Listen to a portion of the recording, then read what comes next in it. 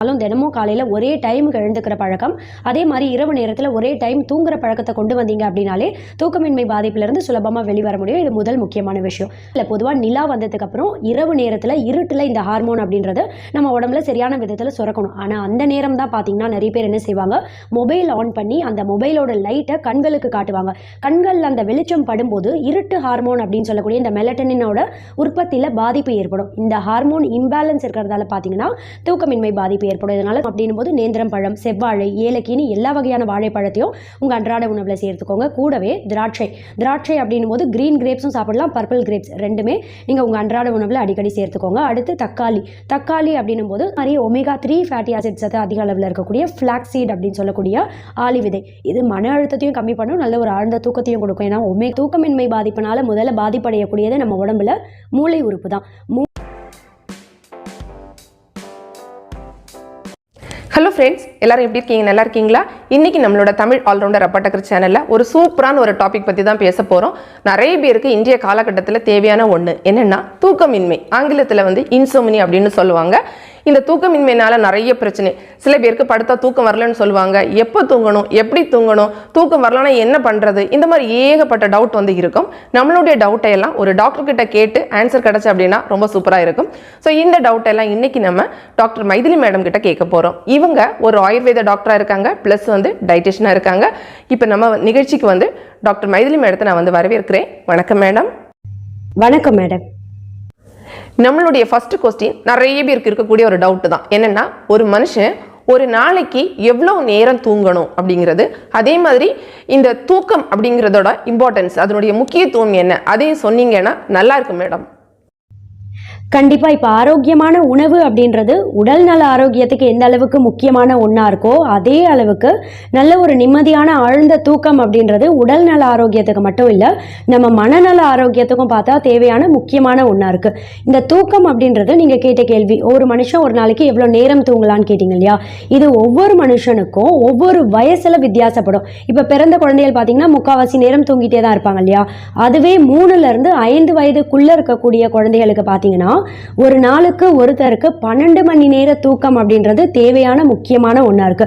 படிக்க ஆரம்பிக்கக்கூடிய வயது இல்லையா? இப்போ ஏபிசிடின்ட்டு குழந்தைகள் ப்ரீகேஜி எல்கேஜி சேர்க்கக்கூடிய வயசு அது. இந்த 3ல இருந்து 5 வயதுக்குள்ள இருக்கக்கூடிய குழந்தைகளுக்கு இந்த 12 மணி நேர தூக்கம் இல்லை அப்படின்னும் போது படிப்போட செயல்திறன் கம்மியாகும், மூளையோட செயல்திறன் கம்மியாகக்கூடிய தன்மையும் பார்த்தா கொஞ்சம் அதிகமாகவே இருக்கிறதுனால ஒரு நாளுக்கு 12 மணி நேர தூக்கம் அப்படின்றது 3ல இருந்து 5 வயசுக்குள்ள இருக்கக்கூடிய குழந்தைகளுக்கு கண்டிப்பா இருக்கணும். அதுவே 6 வயசுல இருந்து 12 வயசுக்குள்ள இருக்கக்கூடிய குழந்தைகளுக்கு பாத்தீங்கன்னா 9 மணி நேரத்துல இருந்து 12 மணி நேர தூக்கம் அப்படின்றதே போதுமானதா இருக்கும். அது ஒவ்வொரு குழந்தைகளுக்கும் பாத்தீங்கன்னா வித்தியாசப்படும். ஒரு குழந்தை 9 மணி நேரம் தூங்கும், ஒவ்வொரு குழந்தையும் பாத்தீங்கன்னா ஒரு நாளைக்கு 10 மணி நேரம் கூட தூங்கலாம். ஸோ இது ஒவ்வொரு குழந்தைக்கும் வித்தியாசப்படும். அதுவே டீனேஜ் வயதில் இருக்கக்கூடிய ஒரு 13 14 வயதுக்கு மேல இருக்கக்கூடிய பெரியவர்கள், அடல்ட் கேட்டகரி, எல்லாருக்குமே ஒரு 50 60 70 வயசானாலும் சரி, இந்த அடல்ட் கேட்டகரியில் இருக்கக்கூடிய அத்தனை பேருக்கும் ஒரு நாளைக்கு ஒருத்தருக்கு 7ல இருந்து 9 மணி நேர தூக்கம் அப்படின்றது தேவையான ஒன்றா இருக்கு.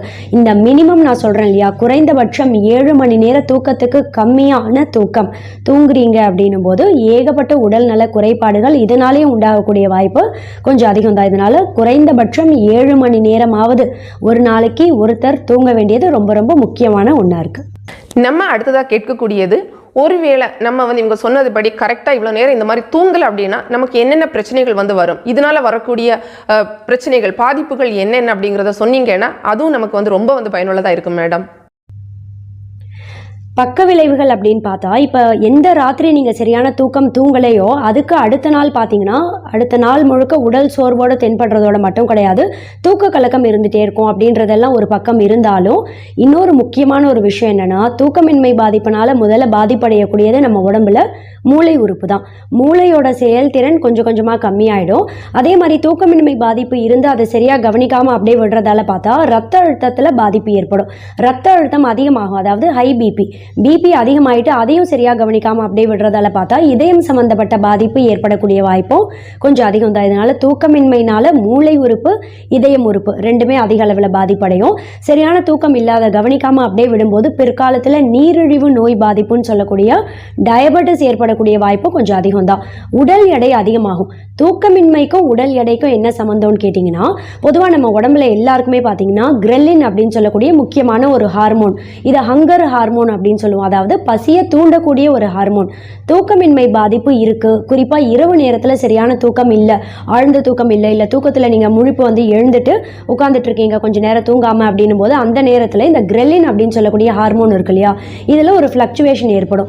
இந்த கிரெல்லின் ஹார்மோனில் சமநிலை இல்லாமல் இம்பேலன்ஸ் ஏற்படுற காரணத்தினால பார்த்தீங்கன்னா இது ஹங்கர் ஹார்மோன் அப்படின்னு சொன்னேன் இல்லையா, இதனால இது பசியை தூண்டும்.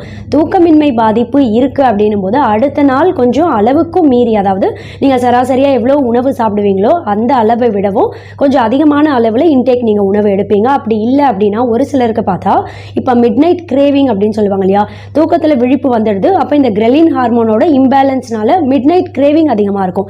இரவு நேரத்திலே பசி அதிகமாக எடுத்து உடனே ஏதாவது ஜங்க் ஃபுட் சாப்பிட்ருவாங்க.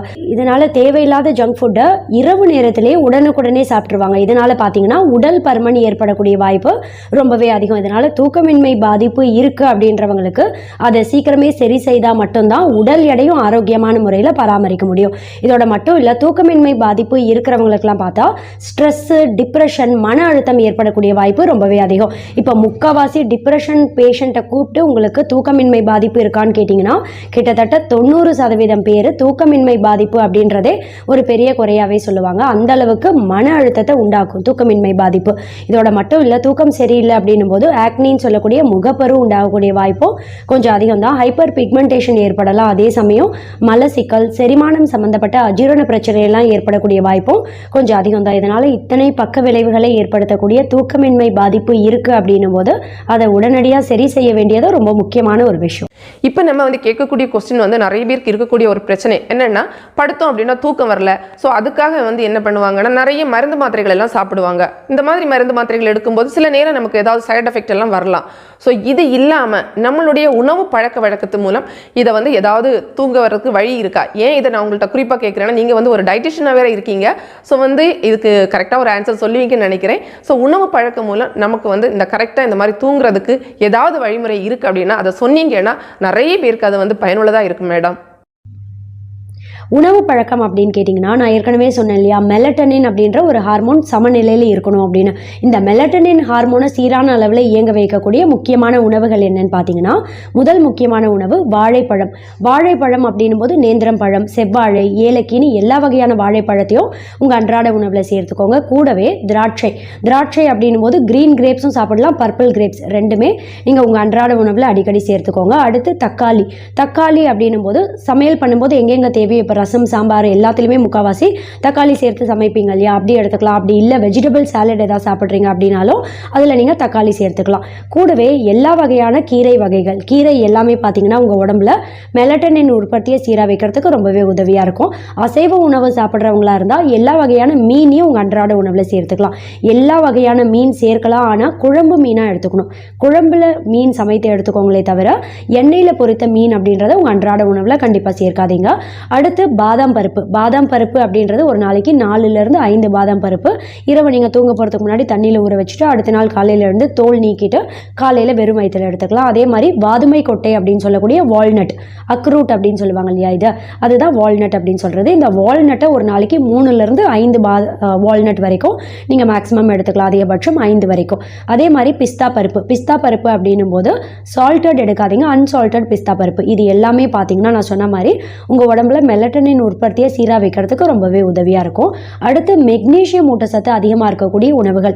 மெக்னீஷியம் ஊட்டச்சத்து நான் ஏன் சொல்கிறேன்னு கேட்டிங்கன்னா, தூக்கமின்மை பாதிப்பு இருக்கிறவங்க நிறைய பேருக்கு பார்த்தா மன அழுத்தம், ஸ்ட்ரெஸ் எல்லாம் அதிகமாக இருக்கும் இல்லையா, நம்ம மைண்டை நல்லா காமாக ரிலாக்ஸாக வைத்து நல்ல ஒரு ஆழ்ந்த தூக்கத்தை கொடுக்கறதுக்கும், படப்படப்பு இருக்குது, ஆங்ஸைட்டி இருக்குது அப்படின்னா அதை இயற்கையாகவே கம்மி பண்ணுறதுக்கும் மெக்னீஷியம் ஊட்டச்சத்து அப்படின்றது ரொம்பவே தேவையான ஒன்று. இப்போ மெக்னீஷியம் ஊட்டச்சத்து அதிக அளவில் இருக்கக்கூடிய டோஃபு அப்படின்றது பார்க்குறதுக்கு பன்னீர் மாதிரியே இருக்கும். பன்னீர் அப்படின்றது பசும்பால் கொண்டு தயாரிக்கப்படுறது பன்னீர் அப்படின்னு சொல்லுவாங்க. சோயா மில்க் கொண்டு தயாரிக்கப்படுறது டோஃபு அப்படின்னு சொல்லுவாங்க. இந்த டோஃபு உங்கள் அன்றாட உணவில் அடிக்கடி சேர்த்துக்கோங்க. அதே மாதிரி அவகேடோ அப்படின்னு சொல்லக்கூடிய வெண்ணெய் பழம், பட்டர் ஃப்ரூட் அப்படின்னு சொன்னால் தெரியும் இல்லையா, இதை உங்கள் அன்றாட உணவில் சேர்த்துக்கோங்க. அதே மாதிரி முட்டை கூடவே வைட்டமின் B6 ஊட்டச்சத்து அதிக அளவில் இருக்கக்கூடிய உணவுகளை உங்கள் அன்றாட உணவில் கண்டிப்பாக சேர்த்துக்கணும். இந்த வைட்டமின் B6 அப்படின்றது நம்ம உடம்புல மெலட்டோனின் உற்பத்தியை சீராக வைக்கிறதுக்கு ரொம்பவே உதவியாக இருக்கும். இப்போ வைட்டமின் B6 அப்படின்னும் போது கருப்பு கொண்டக்கடலை, வெள்ளை கொண்டக்கடலை ரெண்டுமே மாற்றி மாற்றி எடுத்துக்கலாம். அதே மாதிரி கேரட்டு, காலிஃப்ளவர், ஈரல் இருக்கு இல்லையா, ஆட்டு ஈரலும் எடுத்துக்கலாம், சிக்கன் ஈரலும் எடுத்துக்கலாம். சிக்கன் நீங்கள் எடுத்துக்கலாம், ஆனால் குழம்புல எடுத்துக்கோங்க. முடிஞ்சால் நாட்டுக்கோழி எடுத்துக்கோங்க. மீன், முட்டை இது ரெண்டும் உங்கள் அன்றாட உணவில் சேர்த்துக்கலாம். இது எல்லாமே பார்த்தீங்கன்னா மெக்னீஷியம் ஊட்டச்சத்து அதிகமாக இருக்குது. கூடவே பார்த்தா நான் சொன்ன மாதிரி வைட்டமின் B6 ஊட்டச்சத்தும் அதிகமாக இருக்குது. மெக்னீஷியம் அப்படின்னு சொன்னேன் இல்லையா, அதில் பார்த்தா சியா விதை, பூசணி விதை இது ரெண்டுத்துலேயும் மெக்னீஷியம் ஊட்டச்சத்து அதிகமாக இருக்குது. இது மைண்டை நல்லா காமாக ரிலாக்ஸாக வைக்கிறதுக்கும் உதவியாக இருக்கும். அதே மாதிரி விதைகளில் சூரியகாந்தி விதை அப்படின்னு ஒன்று கிடைக்கும் கடைகளில்.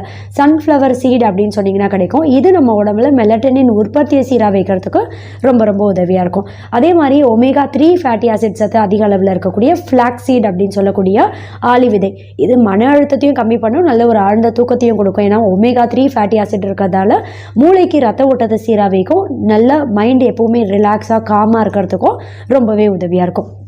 இவ்வளோ நேரம் நான் சொன்ன இந்த உணவுகள் எல்லாத்தையும் உங்கள் அன்றாட உணவில் சேர்த்துட்டே வாங்க. ரொம்ப குறிப்பாக கூடவே சீரக தண்ணி நீங்கள் தூங்கக்கூடிய டைம்லேருந்து 1 மணி நேரத்துக்கு முன்னாடி 2 கிளாஸ் அளவு தண்ணியில் ஒரு 1/2 டீஸ்பூன் அளவு சீரகம் சேர்த்து நல்லா கொதிக்க வைங்க. நல்லா இந்த 2 கிளாஸ்ன்றது கொதித்து குறைந்து 1 கிளாஸ் வர வரைக்கும் கொதிக்க வைங்க. 1 கிளாஸ் வந்ததும் வடிகட்டி வெதுவெதுப்பான சூட்டில் இதை நீங்கள் குடிச்சிடணும். இதை தொடர்ச்சியாக தினமும் இரவு தூங்க போகிறதுக்கு அட்லீஸ்ட் 45 நிமிஷத்துக்கு முன்னாடி குடிச்சிட்டு நீங்கள் இரவு நேரத்தில் தூங்குனீங்க அப்படின்னாலே நல்ல ஒரு ஆழ்ந்த தூக்கம் கிடைக்கும். அப்படி இல்லை உங்களுக்கு அஃபோர்டபுள் நீங்கள் அப்படின்னா சாஃப்ரான் மில்க், அதாவது குங்குமப்பூ பால். குங்குமப்பூ அப்படின்றது ஒரு 4லேருந்து 5 த்ரெட் வரைக்கும் எடுத்துக்கோங்க. 1 கிளாஸ் வெதுவெதுப்பான சூட்டில் இருக்கக்கூடிய பாலில் இதை நல்லா கலந்துட்டு வெள்ளை சர்க்கரை இதில் சேர்க்காதீங்க. இனிப்புக்கு ஏதாவது வேணும் அப்படின்னா நாட்டு சர்க்கரை இல்லை பனங்கருப்பட்டி, கல்கண்டு இது வேணால் பயன்படுத்திக்கோங்க. நல்லா கலக்கிட்டு இரவு தூங்குறதுக்கு ஒரு 45 நிமிஷத்துலேருந்து 1 மணி நேரத்துக்கு முன்னாடி குங்குமப்பூ கலந்த இந்த பால் குடிச்சிட்டு நீங்கள் தூங்குறதாலையும் பார்த்தா நல்ல ஒரு நிம்மதியான ஆழ்ந்த தூக்கம் கிடைக்கும். டயட் வந்து சொல்லிட்டீங்க மேடம். இது தவிர்த்து வந்து பார்த்தீங்கன்னா இப்போ வந்து தூங்குறதுக்கு வந்து மருந்து மாத்திரை இல்லாமல் டயட் முறையும் ஃபாலோ இந்த மாதிரி இல்லாமல் இதை தவிர நம்மளுடைய வாழ்வியலில், அதாவது வாழ்க்கை முறையில் நம்மளோட லைஃப் ஸ்டைல் அப்படின்னு சொல்லுவோம்ல, இதில் ஏதாவது மாற்றங்களை கொண்டு வந்து அந்த தூக்கத்தை வர வைக்கிறதுக்கு ஏதாவது வழி இருக்கா அப்படிங்கிறத சொன்னீங்கன்னா அதுவுமே ரொம்ப பயனுள்ளதாக இருக்கும் மேடம். லைஃப் ஸ்டைல் சேஞ்சஸ் அப்படின்னும் போது சின்ன சின்ன டிப்ஸ் சொல்கிறேன், நோட் பண்ணிக்கோங்க. தூக்கத்தை பொறுத்த வரைக்கும் முதல் முக்கியமான விஷயம் சரியான நேரத்தை முறைப்படுத்தணும்.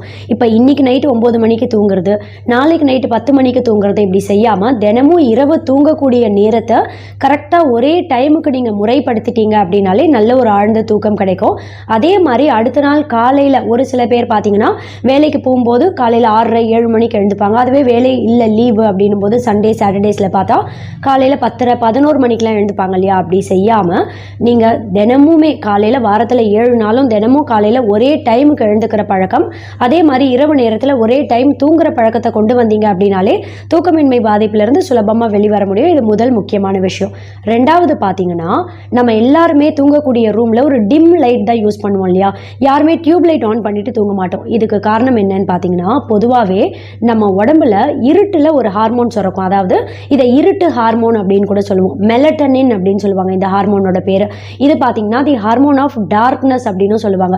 பினியல் கிளாண்ட்லேருந்து சுரக்கக்கூடிய இந்த ஹார்மோன் சரியான விதத்தில் சரியான அளவில் நம்ம உடம்புல சுரக்குது அப்படின்னா தான் நல்ல ஒரு ஆழ்ந்த தூக்கம் கிடைக்கும். நம்ம ரூம் இருக்கு இல்லையா, தூங்கக்கூடிய ரூமோட அட்மாஸ்பியர், அதாவது சுற்றுப்புறம் அப்படின்றது ரொம்ப ரொம்ப முக்கியம். இருட்டாக இருக்கக்கூடிய ரூமில் தான் நம்ம தூங்குவோம் இல்லையா. இப்போ டிம் லைட் தான் யூஸ் பண்ணுவோம். அந்த இருட்டில் பொதுவாக நிலா வந்ததுக்கு அப்புறம் இரவு நேரத்தில் இருட்டில் இந்த ஹார்மோன் அப்படின்றது நம்ம உடம்புல சரியான விதத்தில் சுரக்கணும். ஆனால் அந்த நேரம் தான் பார்த்தீங்கன்னா நிறைய பேர் என்ன செய்வாங்க, மொபைல் ஆன் பண்ணி அந்த மொபைலோட லைட்டை கண்களுக்கு காட்டுவாங்க. கண்களில் அந்த வெளிச்சம் படும்போது இருட்டு ஹார்மோன் அப்படின்னு சொல்லக்கூடிய இந்த மெலட்டனினோட உற்பத்தியில் பாதிப்பு ஏற்படும். இந்த ஹார்மோன் இம்பேலன்ஸ் இருக்கிறதால பார்த்தீங்கன்னா தூக்கமின்மை பாதிப்பு ஏற்படும். இதனால் தூங்கக்கூடிய டைம், நீங்கள் என்ன டைம் தூங்குறீங்களோ அந்த நேரத்துலேருந்து 1 மணி நேரம் வரைக்கும், அதாவது 9 மணிக்கு தூங்குறீங்க அப்படின்னா 8 மணிலேருந்தே 1 மணி நேரம் முன்னாடியிலேருந்தே மொபைல், டிவி, கம்ப்யூட்டர், லேப்டாப்னு கண்களை அந்த வெளிச்சத்துக்கு நீங்கள் காட்டாமல் இருந்தீங்க அப்படின்னாலே தூக்கமின்மை பாதிப்புலேருந்து சுலபமாக வெளிவர முடியும். நல்ல ஒரு ஆழ்ந்த தூக்கமும் கிடைக்கும். இந்த மெலட்டனின் ஹார்மோனோட உற்பத்தி சீராக இல்லாமல் போகிறதுக்கு முக்கியமான காரணமே நம்ம கண்களுக்கு இந்த வெளிச்சத்தை கொடுக்கறது தான். இயற்கையாகவே நல்ல ஒரு கரெக்டான விதத்தில் சுரக்கக்கூடிய இந்த ஹார்மோனை வெளிச்சத்தை காட்டி சரியான விதத்தில் சுரக்க முடியாமல் பண்ணிவிட்டு அதுக்கப்புறம் நிறைய பேர் பார்த்தீங்கன்னா தூக்க மாத்திரை எடுப்பாங்க. மெலட்டனின் டேப்லெட்ஸ் இதெல்லாம் தவிர்க்கிறதுக்கு நீங்கள் நல்ல ஒரு ஆழ்ந்த தூக்கம் வரணும் அப்படின்னாலே மொபைல், டிவி, கம்ப்யூட்டர் இது எல்லாத்தையும் ஒதுக்கிட்டு தூங்குறதுக்கு 1 மணி நேரத்துக்கு முன்னாடியிலேருந்தே உங்கள் கண்களுக்கு எந்த ஒரு லைட் எக்ஸ்போஸ் பண்ணாமல் நல்ல ஒரு டிம் லைட்டில் நீங்கள் இருட்டான ஒரு ரூமில் தூங்குனீங்க அப்படின்னாலே நல்ல ஒரு ஆழ்ந்த தூக்கம் கிடைக்கும். 3வது ரொம்ப முக்கியமான விஷயம், நம்ம தூங்கக்கூடிய ரூமில் யூஸ் பண்ணக்கூடிய அந்த டிம் லைட்டுன்னு சொல்கிறேன் இல்லையா, அது என்ன கலர் பயன்படுத்தினா நல்ல ஒரு ஆழ்ந்த தூக்கம் கிடைக்கும் அப்படின்னு ஒரு ரிசர்ச் பண்ணியிருக்காங்க. இந்த ஆய்வோட முடிவில் என்ன சொல்லியிருக்காங்க அப்படின்னா, AMBER அப்படின்னு சொல்லக்கூடிய ஆம்பர் லைட் யூஸ் பண்ணும்போது நல்ல ஒரு ஆழ்ந்த தூக்கம் கிடைக்கும் அப்படின்னு சொல்லியிருக்காங்க. ஆம்பர் அப்படின்றது yellow colour and orange colour, இது ரெண்டுத்தையும் மிக்ஸ் பண்ணும்போது ஒரு கலர் கிடைக்கும் இல்லையா, இதை தான் ஆம்பர் கலர் அப்படின்னு சொல்லுவாங்க. இந்த வெளிச்சத்தில் நீங்கள் தூங்குனீங்க அப்படின்னும் போது நல்ல ஒரு ஆழ்ந்த தூக்கம் கிடைக்கும். 2வது ரெட் கலர், 3வது ஆரஞ்சு கலர், இந்த 3 கலர் லைட் நீங்கள் யூஸ் பண்ணீங்க அப்படின்னாலே நல்ல ஒரு ஆழ்ந்த தூக்கம் கிடைக்கும். நிறைய பேர் பார்த்தீங்கன்னா ப்ளூ கலர் லைட் யூஸ் பண்ணுவாங்க, இல்லை ஒயிட் கலர் யூஸ் பண்ணுவீங்க இல்லையா, உங்கள் ரூமோட லைட் நான் சொல்கிறேன் தூங்கும்போது, அதை நீங்கள் red, orange, Amber light use பண்ணீங்க அப்படின்னும் போது இந்த லைட்னாலையும் நம்ம தூக்கம் நல்ல ஒரு ஆழ்ந்த டீப் ஸ்டேட் தூக்கத்துக்கு போக முடியும் அப்படின்னு ஒரு ரிசர்ச்சில் சொல்லியிருக்காங்க. 4வது ரொம்ப முக்கியமானது, நம்ம தூங்கக்கூடிய பொசிஷன், நம்ம எப்படி படுத்து தூங்குறோம் அப்படின்றதும் ரொம்ப முக்கியமான ஒன்று. உங்களுடைய இடது புறம், ரைட் சைடு கிடையாது, லெஃப்ட் சைடு, உங்களோட இடது பக்கமாக ஒரு கழிச்சு படுத்து தூங்குனீங்க அப்படின்னும் போது உங்கள் உடல் முழுக்க ரத்த ஓட்டம் சீரான முறையில் இருக்கும், மூளைக்கும் ரத்த ஓட்டம் சீராக போகும். இதனால் நல்ல ஒரு ஆழ்ந்த தூக்கம் கிடைக்கும். உங்கள் உடலுக்கு ஆக்சிஜன் சப்ளையும் சீரான அளவில் கிடைக்கும். ஒரு சிலர் பார்த்தீங்கன்னா நேராக மல்லாந்து படுத்து தூங்குவாங்க, ஒரு சிலர் அப்படியே குப்புற படுத்து தூங்குவாங்க இல்லையா, இப்படி செய்யாமல் உங்களுடைய இடது பக்கம் ஒரு கழிச்சு படுத்து தூங்குனீங்க அப்படின்னாலும் நல்ல ஒரு ஆழ்ந்த தூக்கம் கிடைக்கும். ஓகே மேடம், இந்த தூக்கமின்மை பிரச்சனைக்கு நம்மளோட உணவு பழக்கம், லைஃப் ஸ்டைல் இது இல்லாமல் ஆயுர்வேதாவில் ஏதாவது மெடிசின், குறிப்பாக பார்த்தீங்கன்னா மூலிகை அந்த மாதிரி ஏதாவது இருக்குன்னா சொன்னீங்கன்னா நல்லா இருக்கும். மூலிகை அப்படின்னு பார்த்தீங்கன்னா நான் 2 முக்கியமான மூலிகை சொல்கிறேன். இந்த 2 மூலிகையும் நீங்கள் தொடர்ச்சியாக ஒரு 90 நாட்கள் வரைக்கும் நான் சொல்கிற மாதிரி எடுத்துக்கலாம். ஆனால் 3 மாதம், அதாவது 90 நாட்களுக்கு மேலே நீங்கள் எடுக்கிறீங்க அப்படின்னா ஒரு தகுந்த மருத்துவர் ஆலோசனையோடு எடுக்கிறது உங்கள் ஆரோக்கியத்துக்கு நல்லது. இந்த 2 மூலிகை என்னன்னு கேட்டிங்கன்னா, முதல் முக்கியமான மூலிகை அஸ்வகந்தா, 2வது ஜாதிக்காய், நட்மெக் அப்படின்னு சொல்லுவாங்க இல்லையா, இந்த ஜாதிக்காய் பொடி. இப்போ அஸ்வகந்தா பொடி நீங்கள் எடுக்கிறீங்கன்னா 1/4 டீஸ்பூன் அளவு இந்த பொடி 1 கிளாஸ் வெதுவெதுப்பான சூட்டில் இருக்கக்கூடிய பாலில் கலந்துட்டு இரவு தூங்க போகிறதுக்கு 1 மணி நேரம் முன்னாடி குடிச்சிட்டு நீங்கள் தூங்கிடலாம். அதுவே ஜாதிக்காய் எடுக்கிறீங்கன்னா ஒரு 1/4 டீஸ்பூன் அளவு ஜாதிக்காய் பொடி கூடவே 1 சிட்டிகை ஏலக்காய் பொடி, இதை 1 கிளாஸ் அளவு வெதுவெதுப்பான சூட்டில் இருக்கக்கூடிய பாலில் கலந்துட்டு இரவு தூங்க போகிறதுக்கு முன்னாடி இதை குடிச்சிட்டு தூங்கிடலாம்.